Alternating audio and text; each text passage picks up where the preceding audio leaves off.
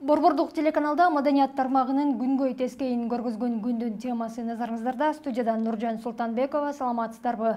Шаршен Термичеков атындагы Чүй облустук театрынын жамааты имараты жок, ар кайсы жерде башпане кылып жүргөндөрүнө бир канча жылдын жүзү болду. Бүгүнкү эфирдин коногу аталган театрдын жетекчиси, Кыргыз Республикасынын эмгек сиңирген артисти, төкмө акын Азамат Болгонбаев.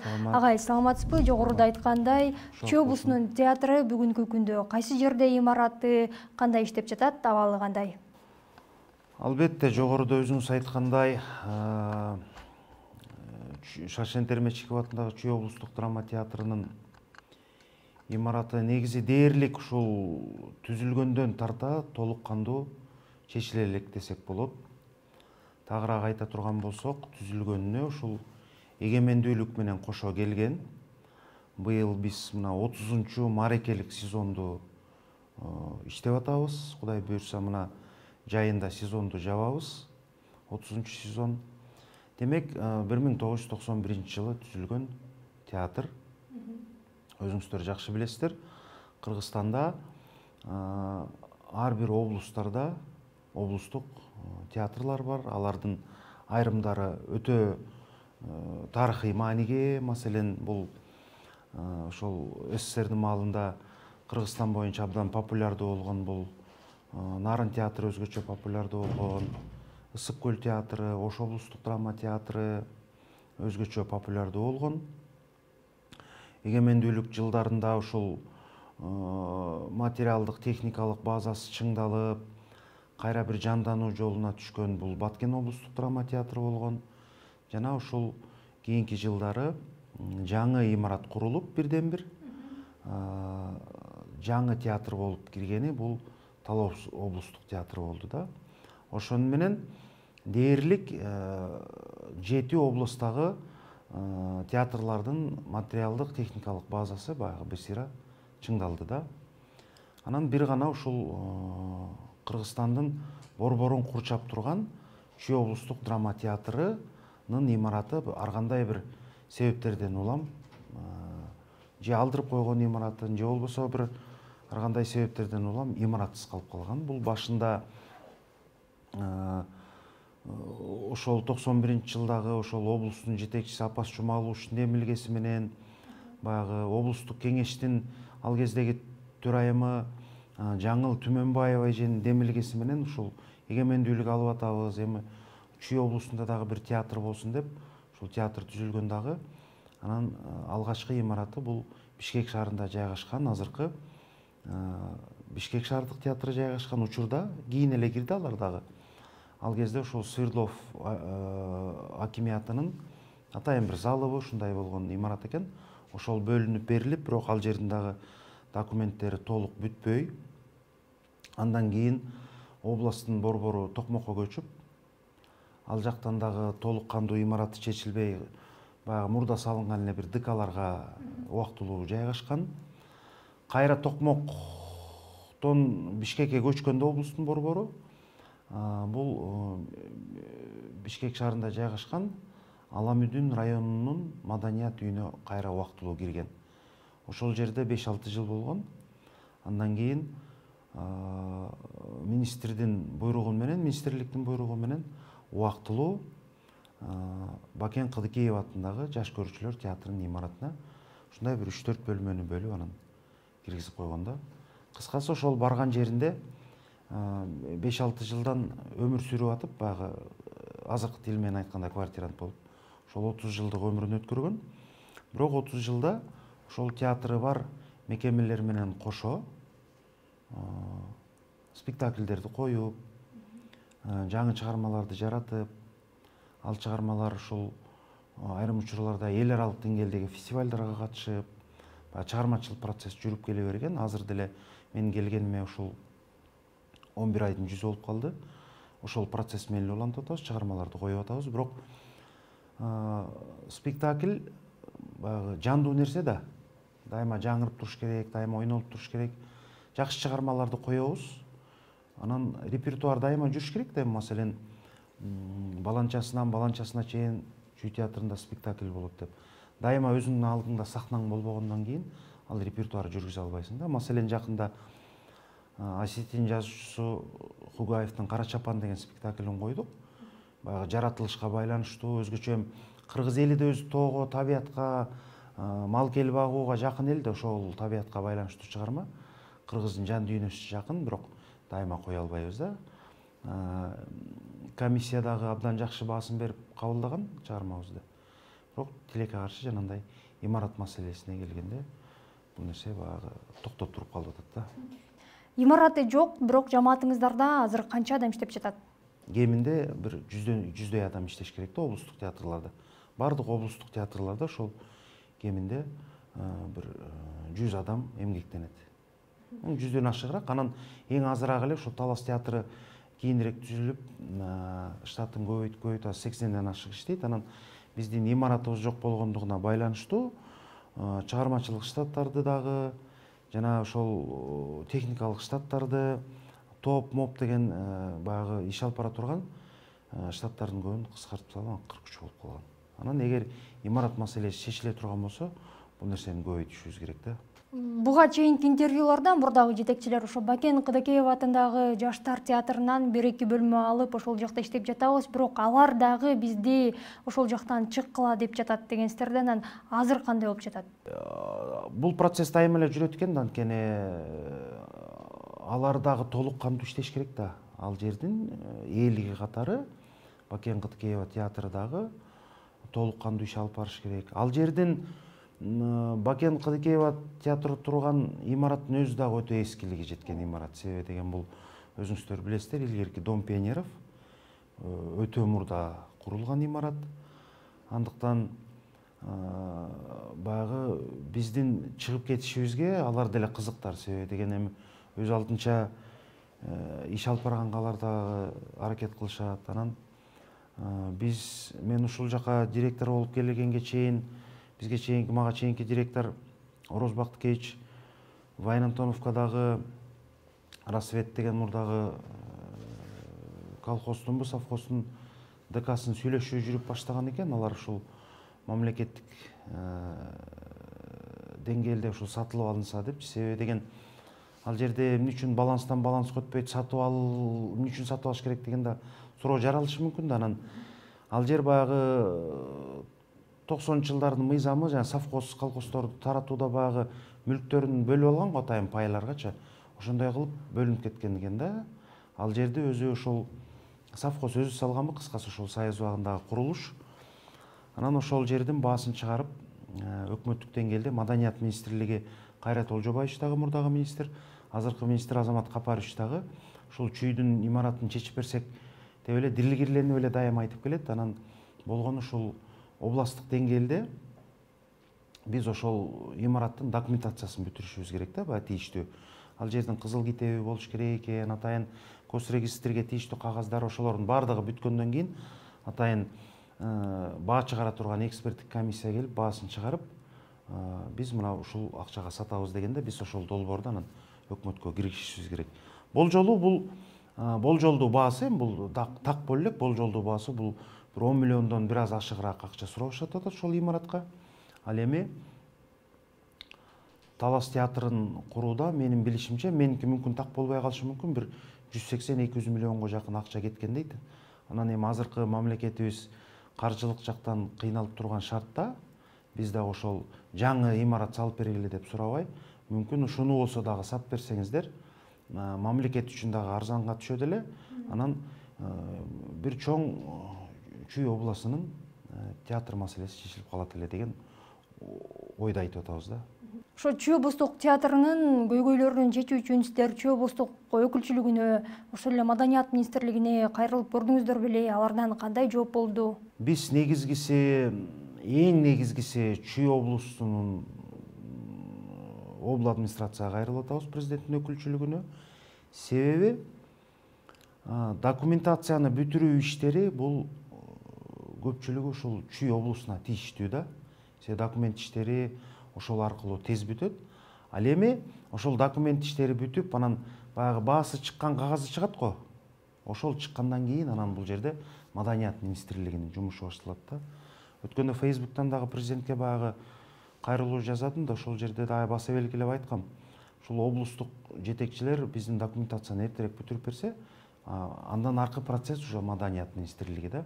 Ал маданият министрлиги дайыма эле айтып атат.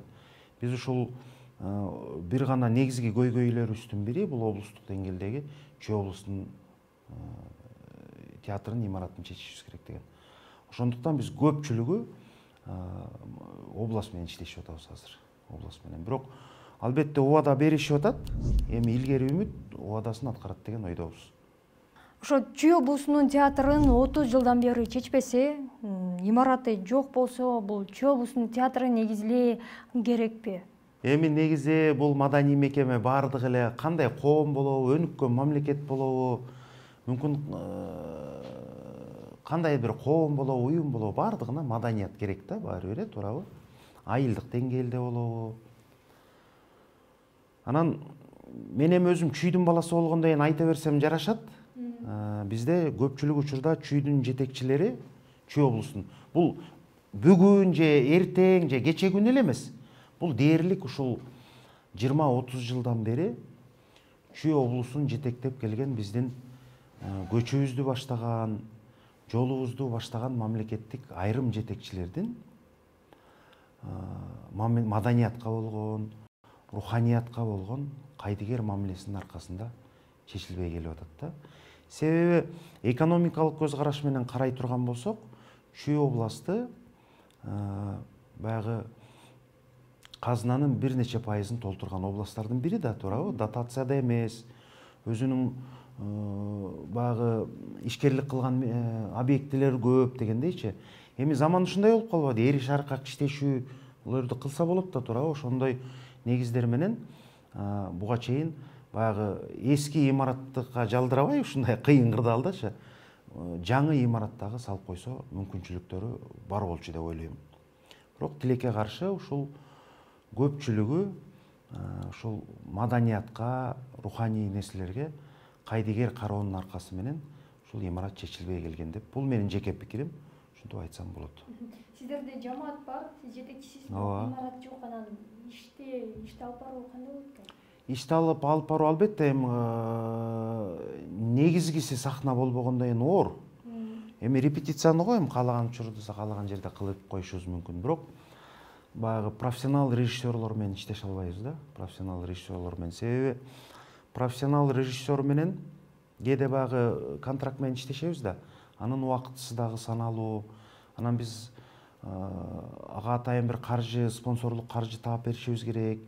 Биз андай спонсорлук акча бере албайбыз анын сурагандайчы. Анан ошол учурларда режиссер макул эми негизги репетициясы ушундай бир чакан класста кылып, анан сахнага да иштейм деши мүмкүн да. Ал сахнага чыгып иш алып барыш керек. Ошол учурда биз сахнаны дайыма ага шарт түзүп бере албайбыз да. Же болбосо Бакен Кытыкеева театрынан сурайбыз, же болбосо аркы кошунабыз Курчак театрынан сурайбыз. Анан дайыма эле кошунаңан нан сурап жей албайсың да, күндө эле нан берип тургулачы эртең берем депчи. Анан алар мүмкүнчүлүгү болгондо берет, көпчүлүк учурда мүмкүнчүлүгү келбей калат. Маселен, Казакстанда ушул өзү ушул кыргыздын уулу көп жылдардан бери ушул Казакстанда бир чоң театрдын башкы режиссеру, көркөм жетекчиси болуп иштеп жүргөн замандашыбыз бар экен. Ошол киши менен да дайыма сүйлөшөм. Ушул имарат маселеси чечилсе, мен бир жакшы чыгарма коюп берет элем ушул деп жүрөт да.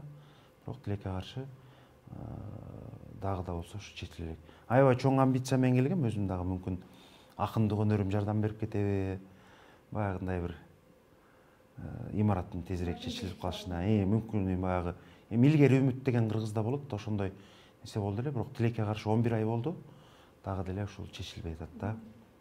Ал эми ошо мурдагы жетекчилер же сизби эл аралык донорлорго кайрылып көргөнсүздөрбү?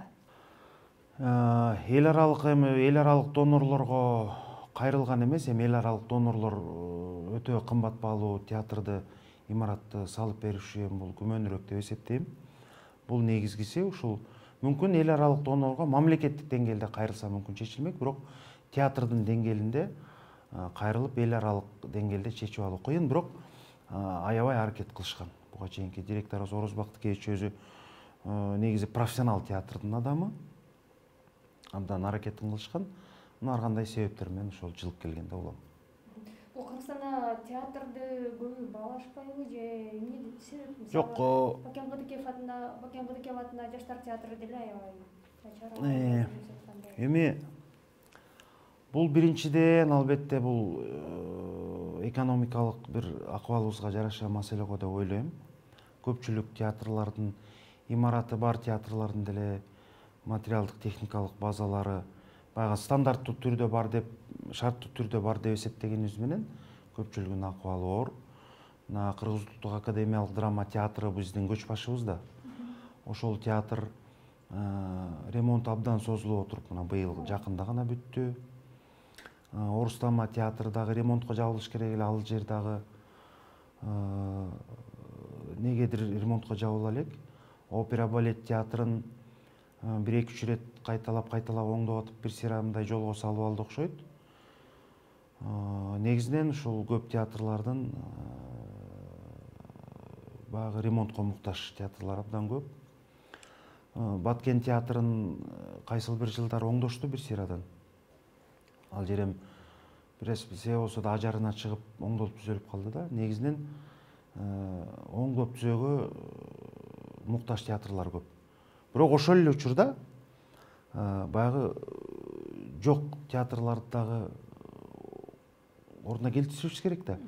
Же биз имараты жок театрларды жоюшубуз керек жөн эле кармабай, же болбосо алдыга жолун салып берип, жолун көргөзүш керек да. Бирок мен ойлойм, бул менин жеке үмүтүм, эми бул жерде атайын система бар, маданият министрлиги бар. Ошол өзгөчө театрларга, драмалык театрларга ушул президенттик деңгээлде жана кино сыяктуу атайын көңүл буруш керек го деп ойлойм. Өтө деле көп каржы талап кылынбайт, бир аз каржы менен бир чоң жолго салып кетсек болот деп ойлойм. Негизинен мамлекет тарабынан, бийлик тарабынан маданият тармагына, ошол театр тармагына кандайдыр бир көңүл бөлүнүп жатабы? Көңүл эми таптакыр бөлүнбөй жатат дегенибиз туура эмесирээк болуп калат. Кайсыл бир деңгээлде мына акыркысынан баштай турган болсок, соц тармактын кызматкерлеринин айлыгы көбөйбөдү. Ошонун ичинде маданият кызматкерлеринин айлыгы көбөйдү. Ошонун ичинде маселен биздин негизи ошол 50%дан 100%га чейин көтөрүлөт деп айтылган экен башында. Ошол биздики ошол 80%га чейин көбөйүп, маселен 6000 айлык алган стажы жок актер азыр 10.000ден бир аз ашыгыраак алып калды. Анан стажы бар, наам даражасы барлар бир аз андан да көбүрөөк алып калды. Мындай айлык бул жолкусунда көзгө көрүнөр көбөйдү. Былтыр июнь айында дагы 50% көбөйгөн. Быйыл 80%, ошону менен жалпы бир 100%дан ашык көбөйдү. Былтыркы бир жыл алкагындачы. Анан жылектегенге чейин дагы өзүнчө долбоорлор иштелип чыгат деп атат. Бул жагынан жакшы. Кыргыз драма театрдын толук ремонттон бүтүрүп бергени жакшы болду. Маданий долбоорлорго атайын министрлик аркылуу акыркы 2-3 жылдан бери каржылар мындай бөлүнүп атат дээрликчи. Бирок бул нерсе мындан да жакшырыш керек, мындан дагы арыбыш керек деп эсептейм.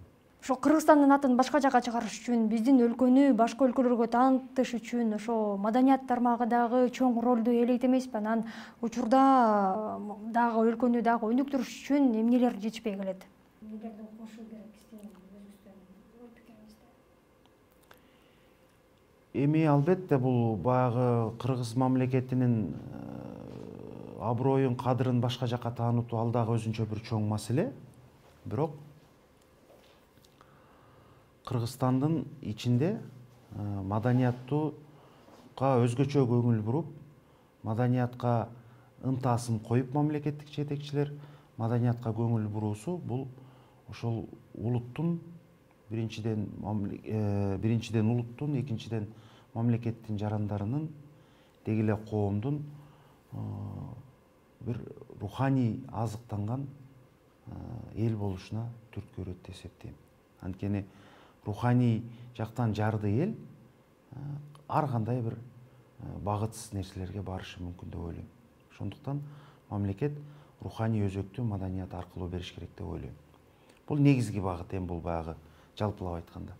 Анан ичинен кайсыл бир деңгээлде ошол профессионалдуу болуш үчүн ошол багыттар, кайсыл бир деңгээлде шарттарды, эрежелерди, талаптарды иштеп чыгыш керек деп ойлойм. Мен эми өзүм буга чейин элдик оозеки чыгармачылык, улуттук өнөр багытында жүрүп, мен эми театрды көрүүчү гана катары таанысам буга чейин. Акыркы ушул 11 айдан бери театрды ичинен аралашып калдым да. Маселен, Кыргызстанда театр актерлорун окуткан окуу жайлар Кудайга шүгүр бар да. Бул искусство университети, Манас университетинин факультети, жана башка студиялар, окуу жайлар бар да. Кыргызстанда дээрлик ушул спектакль койгон режиссерлор өтө аз. Өтө аз. Эми өзүбүздөн окушат, көпчүлүгү башка жумушка кетип калат. Саналуу режиссерлор калат. Алар бардыгына коюп жетише албайт. Сценографтар, театр сүрөтчүлөрү дээрлик жокко эсе. Бирин-экин аксакалдарыбыз калды, үркөрдөй болуп. Маселен, сүрөтчүлөр Садыр деген байкебиз бар, Юлдаш деген байкебиз бар. Атын Тота Моштош деген бир кадырман бүт театрларда иштеп чыккан дагы бир аксакал агабыз бар. Бир саналуу художниктер калды. Саналуу сценографтар калды. Андан башка дагы сахнаны жасалгалаган жана башка техникалык канча профессионалдуу атайын билим ала турган кесип ээлери бар. Актерлор даярдалып атат, бирок тилекке каршы ошол сахнанын, спектаклдин ажарын ача турган негизги бир специалисттер даярдалбай атат да. Алардын көпчүлүгүн Союз убагында Москвага окуп билим алып келишкен. Бирок азыр эми алыстан билим алууда катаалыраак албетте, өзгөчө чыгармачыл адам үчүн. Ошондуктан ушундай нерселерди мамлекеттик деңгээлде колго алышыбыз керек го деп ойлойм. Анан акыркы суроо ошо маданият тармагындагы иштеген инсандардын, адамдардын, маданият кызматкерлеринин жетишерлик деңгээлде эмгеги бааланып жатабы?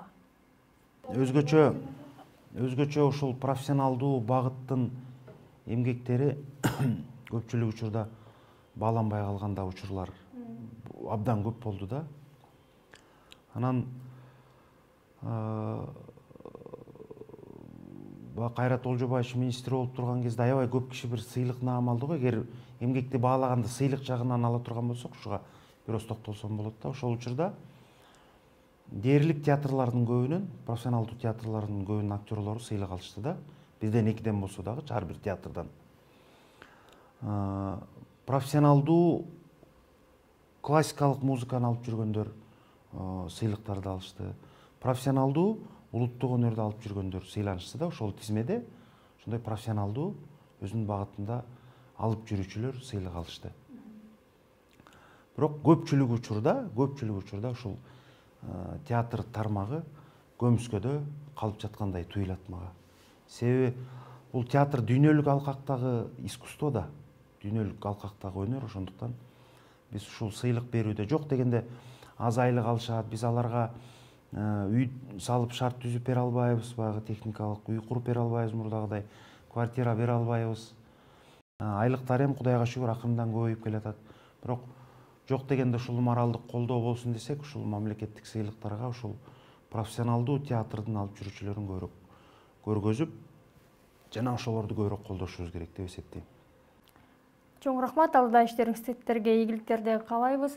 Маданият жүзүнүн бири деп театрды эсептейбиз. Кыргызстандын бардык аймактарынан дал ушул Чүй облусуна келип, жаштар, театр сүйүүчүлөрү, анын ичинде Борбор калаадагы окуп жаткан актер, актрисалар Чүй облусунда театр имараты болгондо ал жактан өздөрүнүн репетициясын өткөрүп, бир канча спектакль тартуулап, маданиятка салым кошмок. Бул көрүнүш дагы канча кайталанат али белгисиз. Урматтуу Борборлук телеканалдын көрүүчүлөрү, бизди социалдык тармактардан да көрсөңүздөр болот. Бизди YouTube, Facebook, Instagram жана TikTok баракчаларына катталып көрсөңүздөр болот. Сиздер менен мен Нуржан Султанбекова, саламатта болуңуздар.